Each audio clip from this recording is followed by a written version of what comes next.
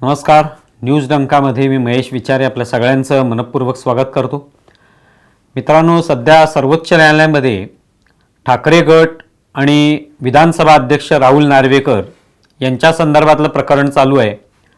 राहुल नार्वेकर हे 16 आमदारांच्या अपात्रतेच्या मुद्द्यावरून सुनावणी घेत आहेत. त्यासाठी त्यांनी एक वेळापत्रक निश्चित केलेलं आहे, पण ठाकरे गटाला ते वेळापत्रक मान्य नाही आहे. ते खूप विलंब त्यामुळे लागतोय एकूणच सगळ्या प्रकरणाला, असं त्यांचं म्हणणं आहे. आणि लवकरात लवकर याचा निकाल लागावा. बरेच महिने झालेले आहेत, बराच काळ लुटलेला आहे, तेव्हा लवकरात लवकर याचा निर्णय लागावा म्हणून ते न्यायालयात गेलेत. आणि त्या संदर्भातली 17 ऑक्टोबरला त्याची सुनावणी झाली आणि 30 ऑक्टोबर ही तारीख देण्यात आलेली. या संदर्भातच आज आपण आपल्या आजच्या व्हिडिओमध्ये बोलायचे. पण त्यापूर्वी एक आवाहन करतो, ते म्हणजे 1 नोव्हेंबर या तारखेला न्यूज डंकाचा दसरा दिवाळी अंक प्रकाशित होतोय. आणि हे प्रकाशन महाराष्ट्राचे उपमुख्यमंत्री अजित पवार यांच्या हस्ते होणार आहे, त्यांच्या उपस्थितीत होणार आहे. दादरच्या स्वातंत्र्यवीर सावरकर राष्ट्रीय स्मारकामध्ये हा जो सोहळा आहे किंवा हा कार्यक्रम आहे तो होणार आहे. संध्याकाळी 5:30 वाजता हा कार्यक्रम होईल. तुम्ही या कार्यक्रमाला जरूर उपस्थित राहा. त्यासाठी तुमची नोंदणी करणं आवश्यक आहे. आणि आमच्या या व्हिडिओमध्ये तुम्हाला नोंदणी क्रमांक दिसेल, त्या नोंदणी क्रमांकावर तुम्ही तुमचं नाव आणि तुम्ही त्या ठिकाणी येणार आहात हे तुम्ही कळवू शकता. तर या कार्यक्रमाला जरूर या.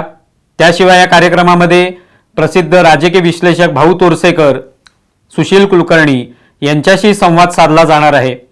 त्यामुळे त्या संवादाचा आनंद तुम्ही घेऊ शकता, त्यांना प्रश्नही तुम्ही विचारू शकता. तेव्हा या कार्यक्रमाला जरूर तुम्ही उपस्थित राहा.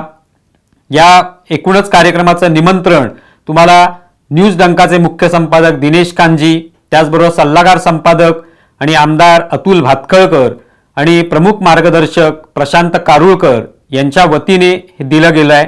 तेव्हा जरूर 1 नोव्हेंबरला या कार्यक्रमाला उपस्थित राहा. आता आपण आपल्या या व्हिडिओच्या विषयाकडे वळूया. तर सर्वोच्च न्यायालयामध्ये सध्या ही सुनावणी चालू आहे, ती म्हणजे ठाकरे गट आणि विधानसभेचे अध्यक्ष राहुल नार्वेकर यांच्या संदर्भातली. आणि तो विलंब होतोय. एकंदरीतच त्यांनी राहुल नार्वेकरांनी जे वेळापत्रक दिलेलं आहे सुनावणीसाठी ते कुठेतरी ठाकरे गटाला मान्य नाहीये. त्याच्यामुळे खूपच लांबलं जाते हे सगळं प्रकरण आहे ते, आणि बराच काळ झालेले आतापर्यंत, त्यामुळे आणखी किती वेळ लावणार असं एक प्रकारे त्यांचं म्हणणं आहे. आणि त्यासाठी त्यांनी याचिका दाखल केली सर्वोच्च न्यायालयात. आणि त्यावर 13 ऑक्टोबरला सुनावणी झाली. त्याच्यात काही टिप्पणी आणि एक प्रकारे ताशेरे ओढले राहुल नार्वेकर यांच्यावर सर्वोच्च न्यायालयाने. आणि हे प्रकरण लवकरात लवकर मिटवा किंवा लवकरात लवकर त्याची सोडवणूक करा, तोडगा काढा असं न्यायालयाने म्हटलेलं आहे. पुन्हा 17 ऑक्टोबरला सुनावणी झाली.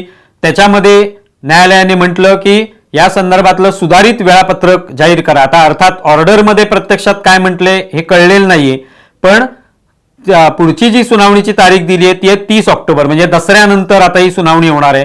आम्ही मागच्या व्हिडिओमध्ये सुद्धा म्हटलं होतं, कारण 2 आठवड्याचं त्यांनी उत्तर देण्यासाठी वेळ दिला होता राहुल नार्वेकरांना. त्या पद्धतीने आता 30 ऑक्टोबरला सुनावणी होणार आहे आणि त्याच्यात नवीन वेळापत्रक सादर करा असं न्यायालयाने म्हटलेलं आहे. मात्र ती केवळ एक तोंडी त्यांचं म्हणणं आहे की प्रत्यक्षात ऑर्डरमध्ये पण म्हटलंय हे येत्या काळात दिसेल. आता मुख्य मुद्दा आहे की 30 तारखेला खरोखरच जे काही वेळापत्रक बदलून द्यायचे, सुधारित वेळापत्रक द्यायचे राहुल नार्वेकरांना, तर त्या राहुल नार्वेकरांनी नेमका त्याच्यात काय बदल करायचा आहे हे न्यायालयाने सांगितलंय का, किंवा न्यायालयाला ठाकरे गटाकडून काही सूचना आलेल्या आहेत का, किंवा तुम्ही हे बदल करा, एवढ्या दिवसामध्येची सुनावणी संपवा, असे काही बदल त्यांनी सुचवलेले आहेत का, आणि ते बदल राहुल नार्वेकरांना न्यायालयाने कळवलेत का, आणि त्या पद्धतीने नवीन वेळापत्रक सुधारून आमच्या पुढे सादर करा असं न्यायालयाचं म्हणणं आहे का हे माहिती नाही. त्यामुळे आता राहुल नार्वेकरांना जरी न्यायालयाने सांगितलं असलं की तुम्ही हा सुधारित बदल करून कळवा आम्हाला, तरी खरोखर राहुल नार्वेकरांना ते माहिती आहे का की काय बदल करायचे. जर ते कळलं नसेल तर राहुल नार्वेकर कदाचित आपल्या पद्धतीने त्यात काही बदल करतील, सुधारणा करतील आणि त्या न्यायालयासमोर सादर करू शकतात. या दसऱ्याच्या सुट्ट्यांमध्ये ते काम करायला न्यायालयाने सांगितलेलं आहे. त्यामुळे ते केल्यानंतर प्रत्यक्षामध्ये 30 तारखेला काय होतंय माहिती नाही.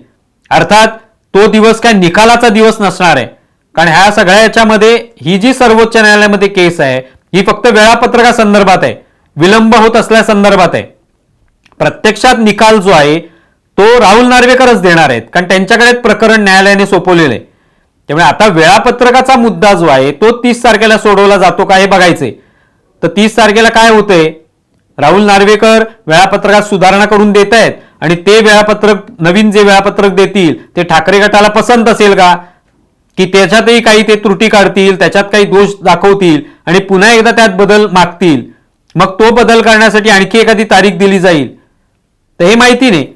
तेव्हा येत्या काळामध्ये 30 तारखेला नेमकं काय होतंय हे बघता येऊ शकतं.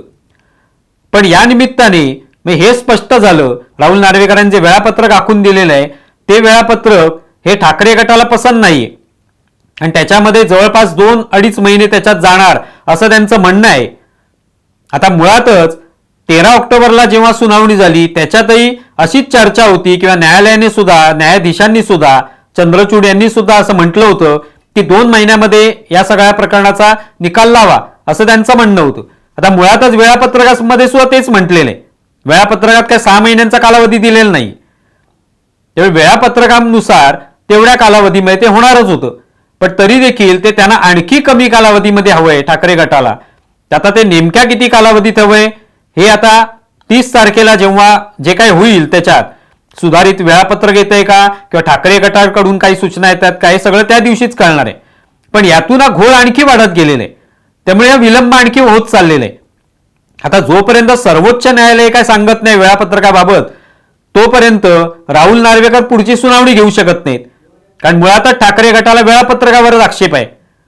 त्यामुळे जेव्हा सर्वोच्च न्यायालय सांगेल की बाबा हे वेळापत्रक आता बरोबर आहे आणि यानुसार काम करा, तेव्हा त्याच्यात आणखी किती, त्यासाठी आणखी किती महिने लागतायत, किती वेळ जातोय हे माहिती नाही. त्यात जर 1 महिना गेला तर आणखी पुढचे 2-3 महिने हे राहुल नार्वेकरांच्या सुनावणीसाठी लागू शकतात. त्यामुळे हे सगळं 30 तारखेला निश्चित होईल. त्यामुळे हा सगळा घोळ आपण हा पाहतोय या निमित्ताने. आता याच्यामध्ये भर पडली आहे ती काही घटना तज्ज्ञांची. म्हणजे रोजच्या रोज हे घटना तज्ज्ञ सर्वोच्च न्यायालय पण समजावतात, त्यांनाही सल्ले देतात, राहुल नार्वेकरांनाही सल्ले देतात. घटना तज्ज्ञांची अशीही त्या ठिकाणी वाढती मागणी मीडियामध्ये आहे आणि त्याच्यामध्ये जसे उल्हास बापट हे घटना तज्ज्ञ रोज येऊन सर्वोच्च न्यायालयाने कशा चुका केल्या, सर्वोच्च न्यायालयाने अमुक करायला पाहिजे होतं, राहुल नार्वेकर कशा चुका करतायत, त्यांनी किती दिवसात निकाल द्यायला पाहिजे होता, एवढे दिवस हा निकाला लागूच शकत नाहीत, अशा पद्धतीची विधानं ते सर्रास करतात.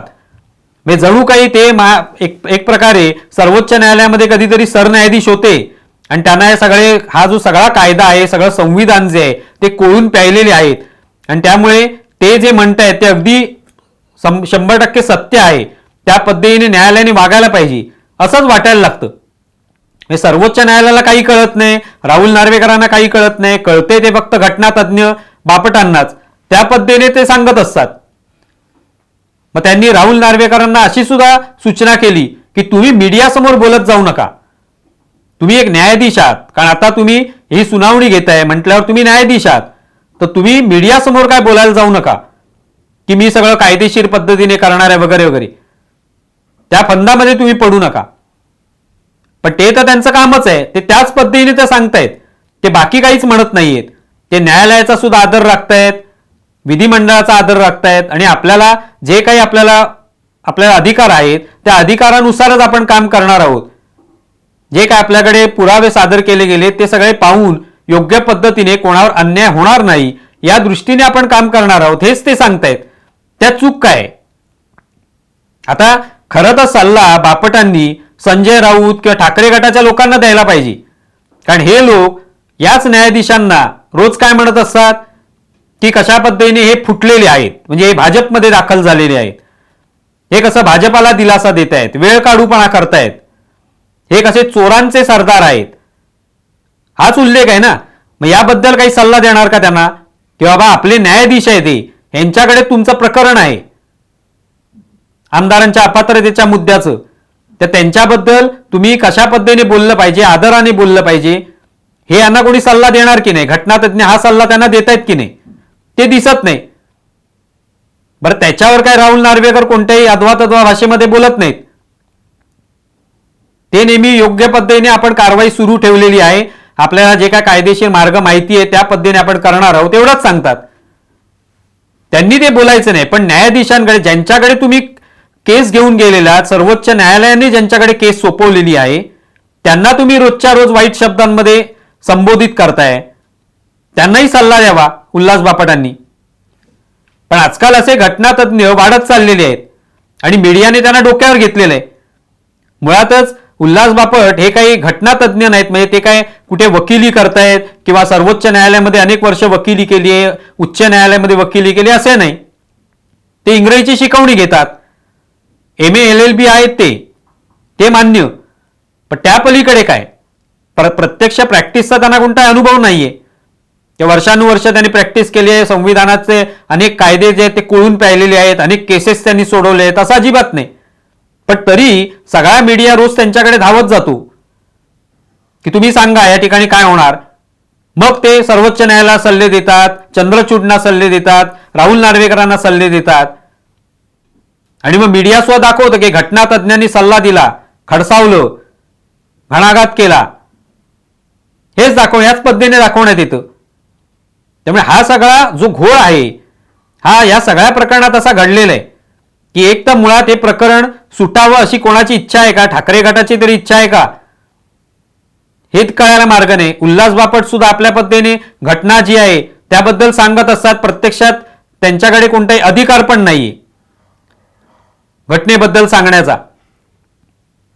त्यामुळे सगळीकडे हे सगळं वातावरण पाहिलं एकंदरीतच कसा आहे, सगळा विलंब होण्यावर कोण कोण कारणीभूत आहेत आणि त्याच्यावर आपापल्या पद्धतीने त्याचं विवेचन करणारे लोक पाहिले की वाटतं की आधीच उल्हास त्यात फाल्गुन मास.